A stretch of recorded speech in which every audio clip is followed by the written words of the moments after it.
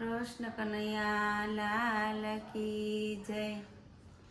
શ્યામ બનીને ઘનશ્યામ બનીને આજ મારા હિંડોળાને પાવન કરી દે।